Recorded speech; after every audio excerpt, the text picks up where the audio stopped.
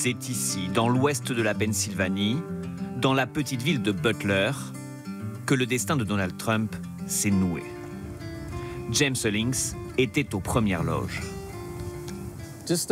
Juste là-bas, derrière le camion, il y a un petit vallon. C'est là qu'ils avaient installé l'estrade et que la fusillade a eu lieu.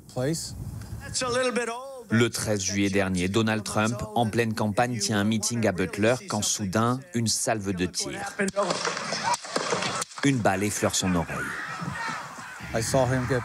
Je l'ai vu se relever, lever son poing et crier « Battez-vous ». Nous étions soulagés qu'il se relève parce qu'on pensait qu'il avait été tué. 100 jours après l'investiture, pour ce républicain convaincu, c'est sûr, Donald Trump est l'un des plus grands présidents des États-Unis. Il fait de grandes choses. Il a scellé la frontière. Plus personne n'y passe. Et c'est bien. Cette Amérique qui aime le week-end regarder des courses de voitures, cette Amérique rurale et blanche, a fait élire Donald Trump. 65% des votes à Butler et aujourd'hui, quelques doutes. Il met un peu le bazar, il a du mal à agir. Mais ça va prendre du temps. Oui, ça va prendre du temps. Il y a beaucoup de choses à remettre en ordre après le président précédent. J'espère que ce qu'il fait va nous mettre dans une meilleure direction, mais on ne saura pas avant la fin du mandat, dans 4 ans. De l'attentisme, car Donald Trump a été élu sur l'économie. Mais depuis la mise en place des droits de douane, les habitants de Butler n'ont pas vu les choses s'arranger. C'est même tout le contraire, nous raconte Hope Ruda. Elle avait voté démocrate. Les prix augmentent, c'est sûr, et les gens s'en inquiètent. Et pour mon mari et moi, nos économies pour la retraite ont un peu baissé.